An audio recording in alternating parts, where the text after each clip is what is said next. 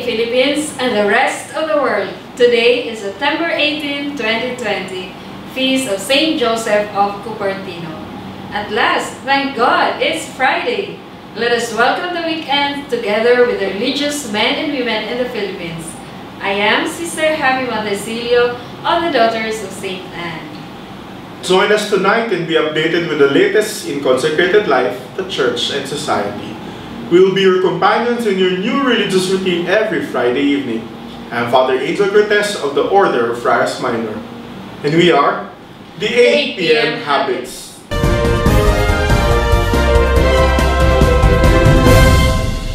So we're still in the middle of the season of creation. Yes.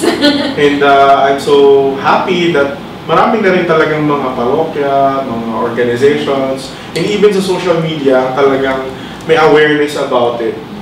At last week, masyadong malalim yung balitaktakan natin tungkol sa... Yes. And ngayon, isang aspeto na naman ng kalikasan yung ating pag-uusapan. Imagine kung ang mga tao merong karapatan, ang kalikasan meron din. That's why it's rights of nature. So yung ating guest for this evening ay isang batikang aktivista. And she's well known pagdating sa organization management ng isang NGO, and ngayon ay rights of nature. Yan, nabubulol ako, advocate. Okay, so magsimula na tayo.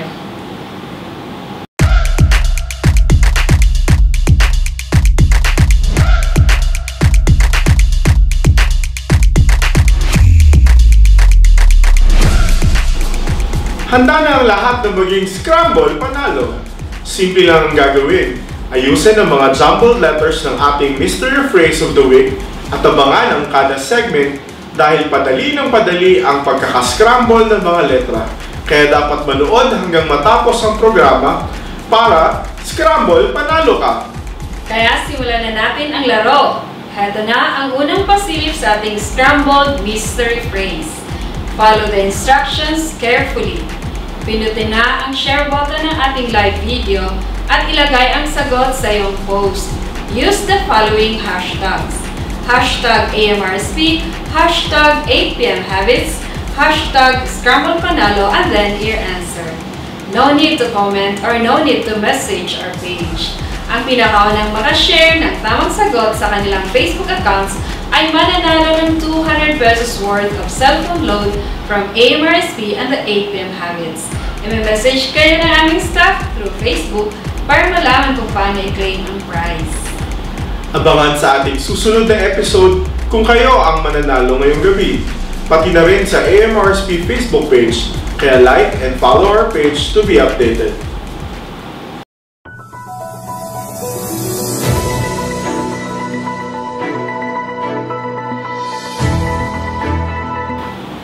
Leading our stories tonight on the religious reports. Cardinal Luis Antonio Tagle tested positive for COVID-19. The announcement was made by the Holy See Press Office last September 11.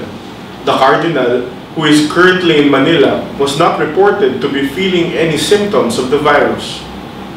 Cardinal Tagle is the first head of a dicastery of the Holy See to be infected by COVID-19. More reports from the Philippine Church. The celebration for the annual Penefancia Festival in Bicol has removed online because of the pandemic. This decision was jointly made by the Naga City government and the Archdiocese of Cáceres several months back. The Archdiocese of Cáceres Facebook page hosts the online broadcast of the Peñafrancia 2020 celebrations. Meanwhile, here's our top stories from the Holy See and the Universal Church. The Congregation for Divine Worship and the Discipline of the Sacraments released a document last week entitled, "Let Us Return to the Eucharist with Joy." while acknowledging that the Church unites proclamation and accompaniment towards the eternal salvation of souls with a necessary concern for public health. Cardinal Robert Sarah added that as much as the means of communication perform a comparable to personal participation or can replace it. The letter released last September 12 was approved for publication by Pope Francis on September 3.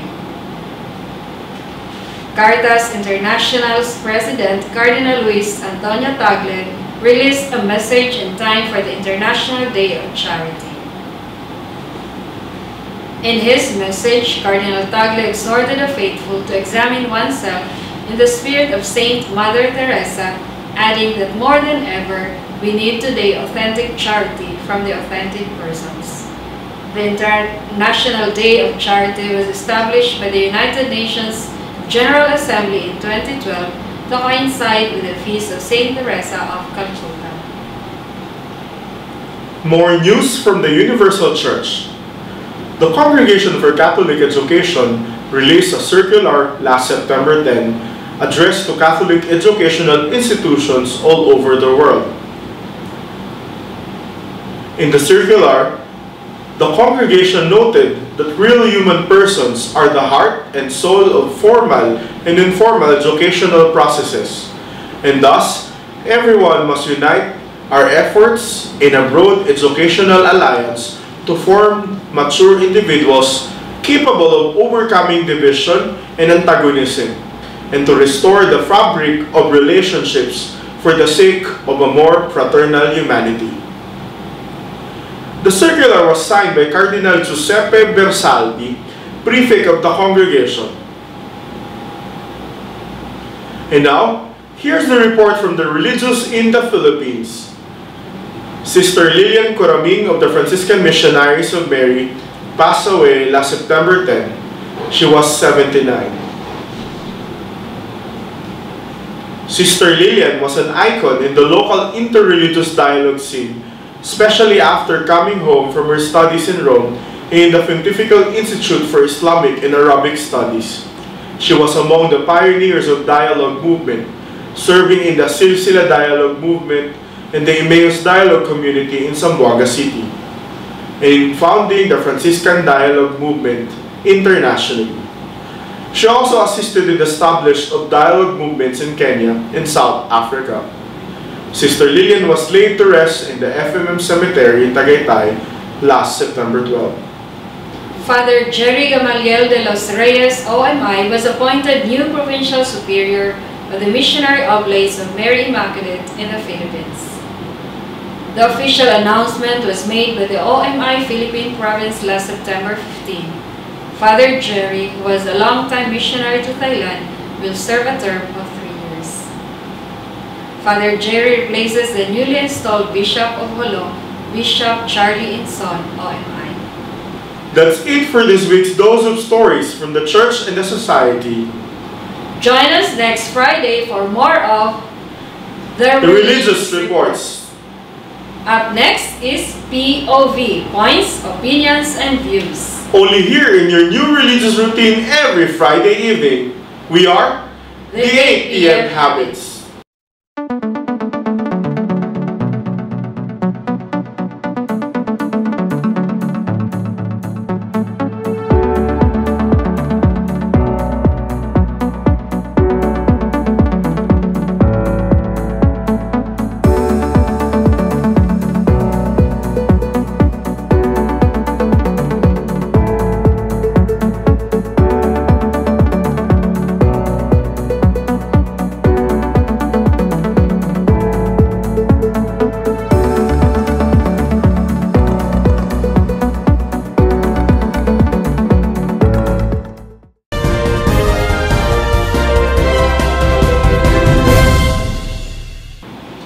Nahulaan mo na ba ang mystery phrase? Ito na ang chance mong maging Iskrambol Panalo. Pinutin lang ang share button sa video ng ating episode for tonight at ilagay inyong sagot sa inyong post. Don't forget the following hashtags. Hashtag AMRSP, hashtag 8pmhabits, hashtag Iskrambol Panalo, then your answer. Muli po, share and use the caption format. Hindi na po kailangang mag-comment sa video stream or kaya naman mag-message sa aming page. The first viewer to share the mystery phrase on their Facebook accounts and follow the mechanics correctly will win 200 pesos worth of cellphone loan from AMRSP and the 8 PM Habits. Tatawagan kayo ng aming staff para malaman kung paano i-claim ang prize. The winner will be announced through a separate post in the AMRSP Facebook page. Kaya make sure to click the like button and follow the AMRSP Facebook page.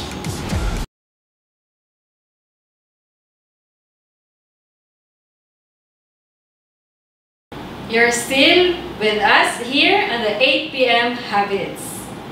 Ito na yung paborito mong segment. Points, opinions, views. Yes po.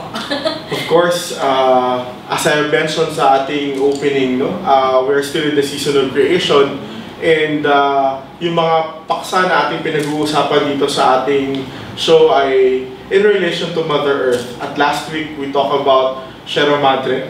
And now, we are very fortunate because this new advocacy that is being launched in the Philippines is a strong start na dapat tayong mga religious ay makasama sa kampanyang ito.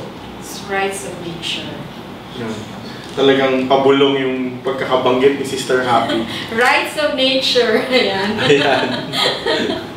So, sabi nga, meron tayong karapatan pang tao, may karapatan ng bawat isa, pero syempre dapat isulong din natin yung karapatan ng kalikasan.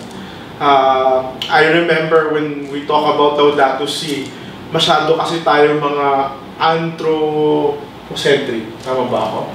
Na ang tao ang siyang nasa gitna ng lahat. At mali yung konsepto na yun dahil parte lang tayo ng sangnilikha. At kung may karapatan yung mga insekto, yung mga hayop, the yung animal rights, di ba? Yes. So dapat maintindihan natin na meron din karapatan ng kalikasan. Yes. So huwag din natin patagalin pa. At sabi ko nga, we are really fortunate tonight to have our special guest. She's a friend of mine and a part of the network ng AMRSP. No? Matagal na natin itong kasama. And she's the, how do you call it? Country Director ba? Ng PMPI. Executive Director ng PMPI. Kasama natin sa, ano ba to? Sa dami namin pinagsamahan, nakalimutan ko na talaga. GCCM Pilipinas, Ecohim, at kung ano-ano pa.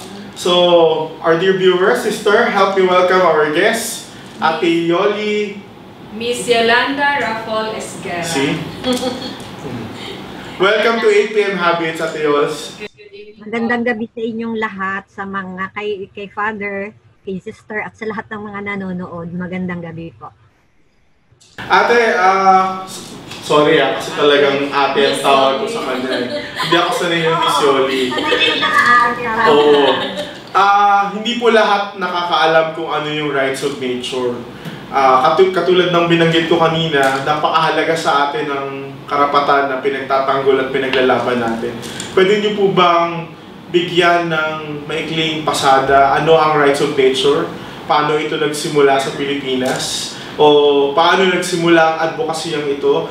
At ano po ba ang implikasyon nito lalong-lalo na sa aming mga relihiyoso? Oo.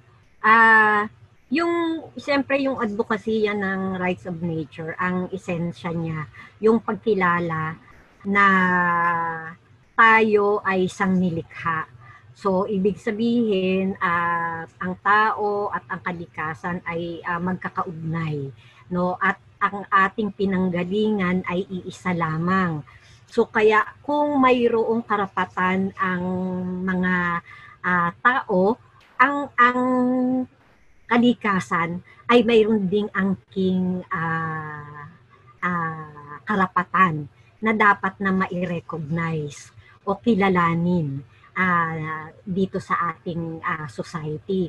So yung problema, 'di ba, nakikita natin tuloy-tuloy ang pagkasira nila kasi tinitingnan lang natin sila as mga bagay o mga gamit na para sa ikabubuti natin. So very utilitarian at tayo mag-isip in relation sa nature.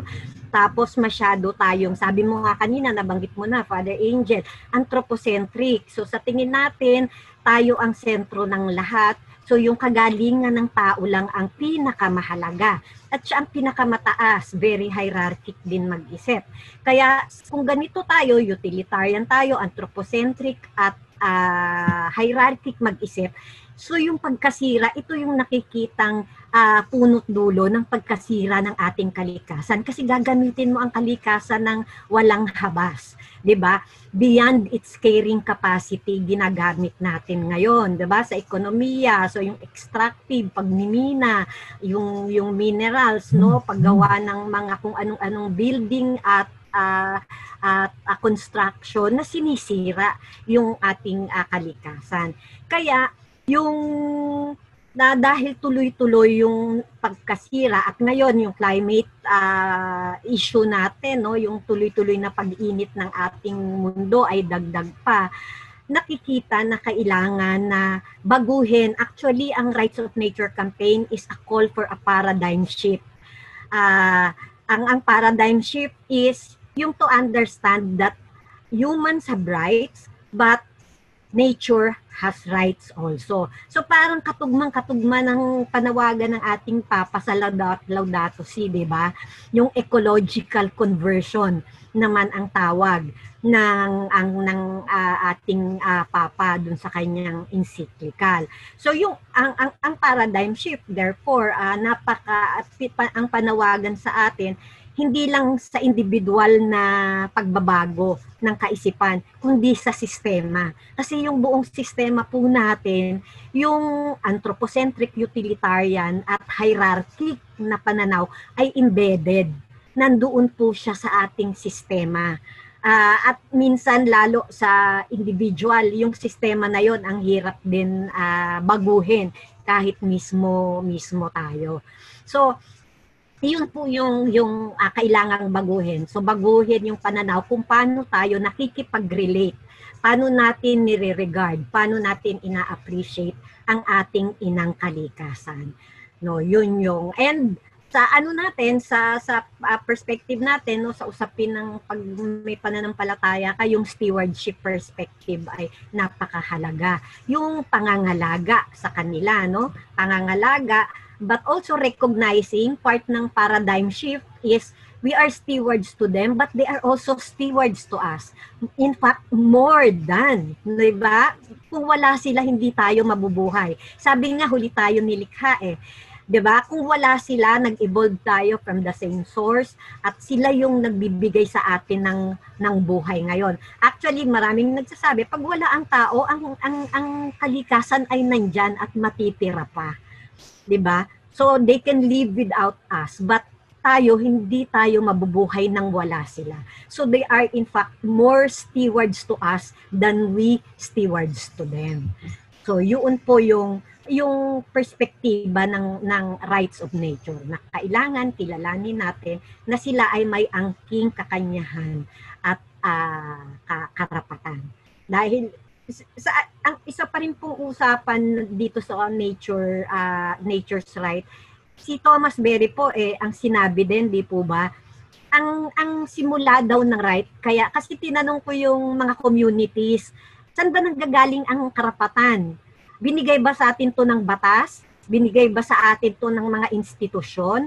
Sabi nila, which is correct, no? Sabi nila, actually ang karapatan ay binigay ng Diyos.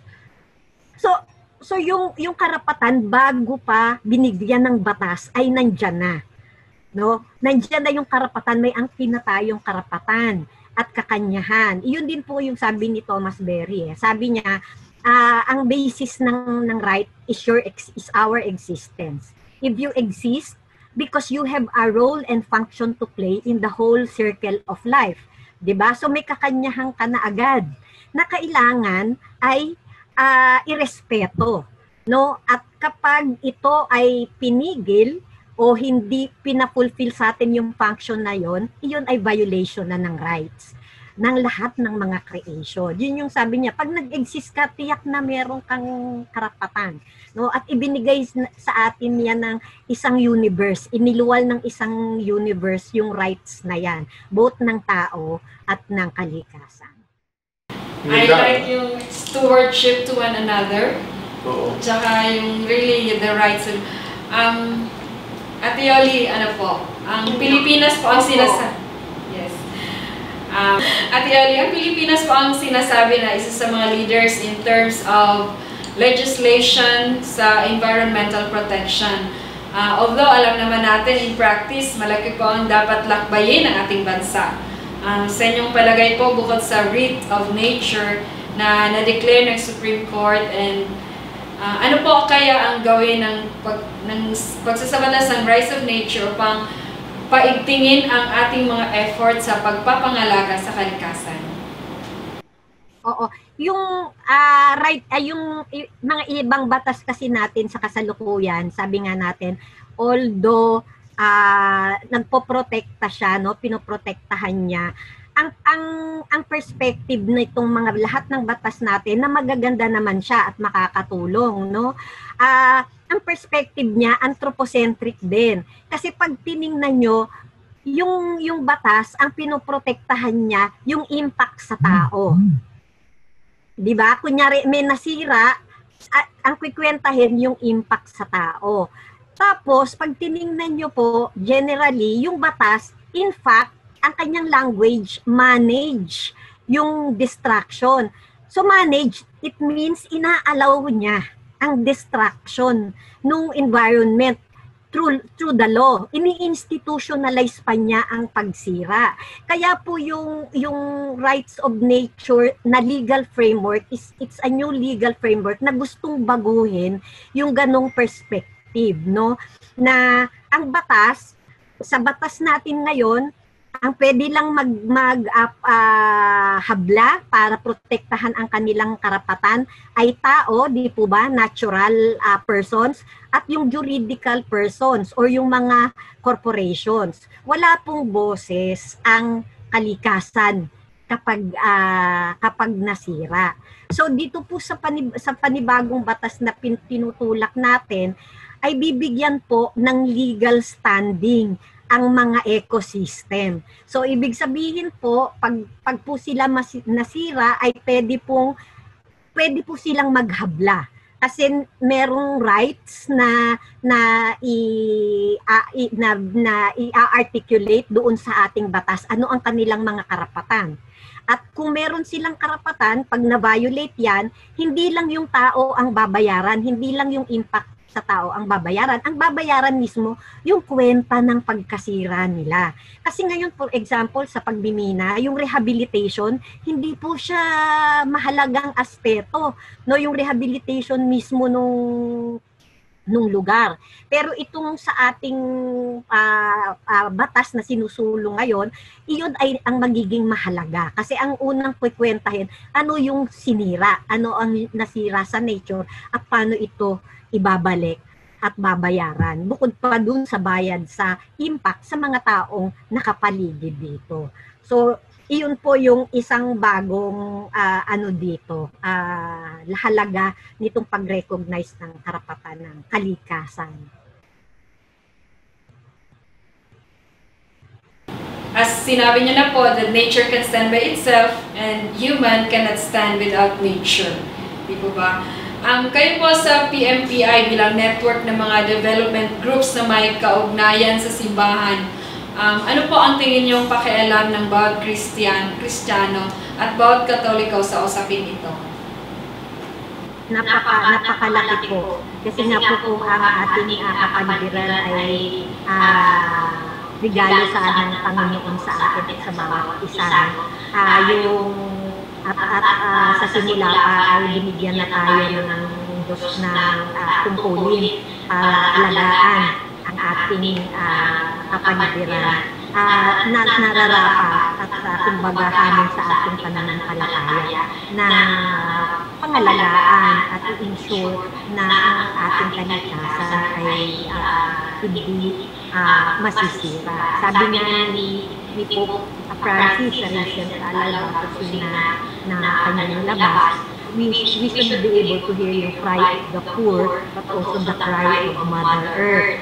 No? At itong dalawang ito ay dapat magkaugnay kapag tayo ay umaaksyon o nagre-respond. So hindi pwedeng one over the other, kundi integrated whole dapat yung ating response sa pagkalinga sa tao at sa kalikasan. Yun po yung mahalagang papel ng ating pananampalataya. Ayan, ang lahat ng bagay ay magkaugnay. Kanta yata yun eh. May sayaw pa yun, gusto mo? Anyway, Ate Yoli, alam ko meron tayong hinahandang programa na magkasama tayo ngayong October 4, ano? Ang PMPI, ang AMRSP at ang CBCP NASA. So, bago nyo po ibigay yung inyong hamon sa ating mga tagapanood at saka hamon sa aming mga relihiyos at mga taong simbahan, anayahin nyo na rin po sila na makisama sa atin sa gawain ito.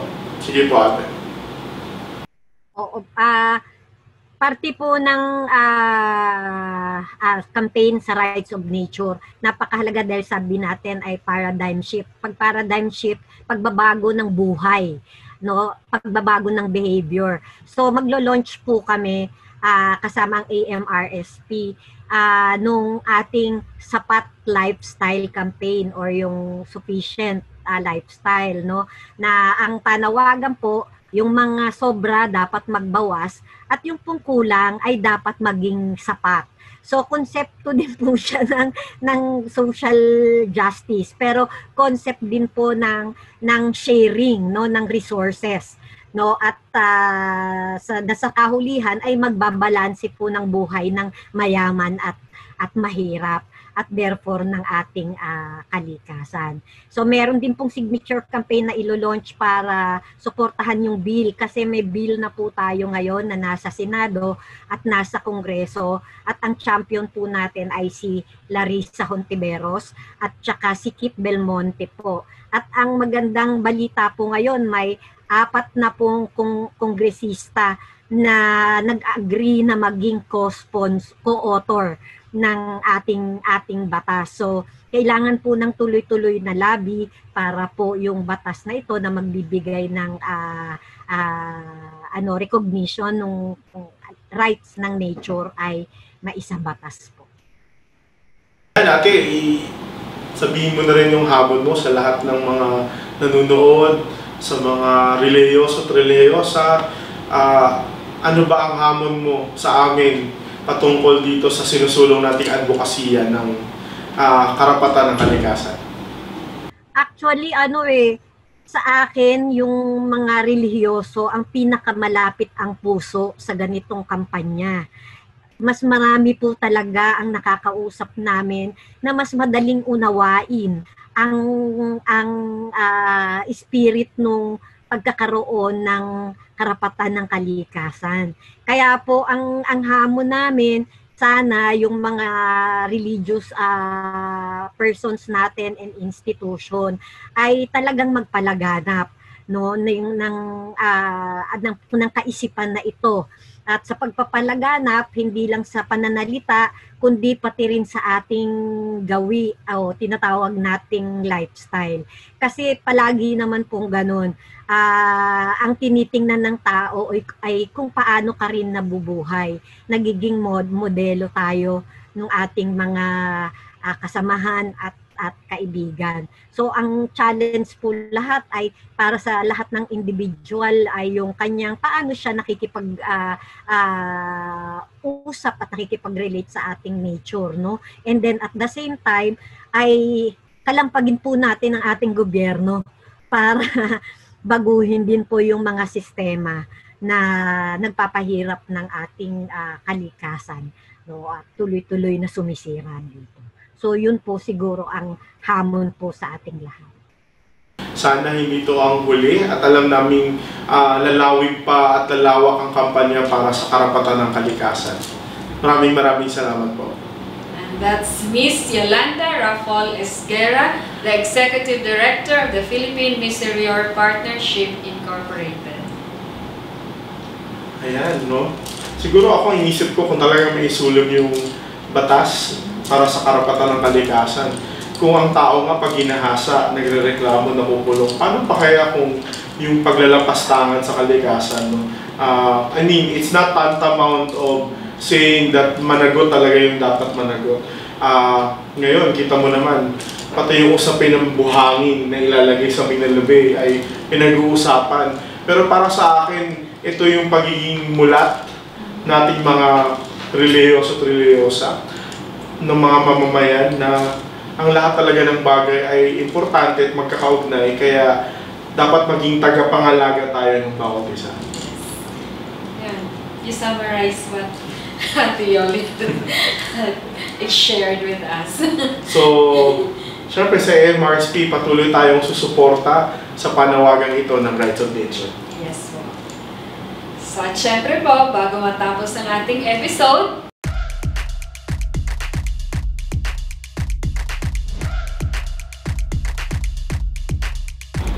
last chance na para ngayong gabi, ikaw ay maging Iskrambol Panalo. Share this episode on your Facebook accounts at ilagay ang inyong sagot sa post.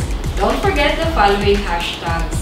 Hashtag AMRSP, hashtag 8pmhabits, hashtag Iskrambol Panalo, and then your answer. And the first viewer to share the mystery word on their Facebook accounts will win 200 pesos worth of cellphone load from AMRSP and the 8pm habits. Tatawagan kayo ng aming staff para malaman kung paano i-claim ang prize. The winner will be announced through a separate post in the AMRSP Facebook page, pati na rin sa aming next episode. Kaya make sure to like and follow the AMRSP Facebook page. Ayan, sister, third week na ba? O mag-fourth week na ng season of creation? Ano yung first, second, third? This is the fourth. Third pala, third. Ano yung first? Basta yung second, Save Sierra Madre. Third, ito. Nakalimutan ko niya yung first. Season of creation. Talagang season of creation. Pero in fact, no, usually it will begin on September 1, matatapos ng October 4. Pero this year, it will be a separate celebration for the Indigenous Sunday. So we will end the season of creation on October 4. But then it will be October 11. Yeah. So, looking forward for the next episode. So the next episode will be about Mining.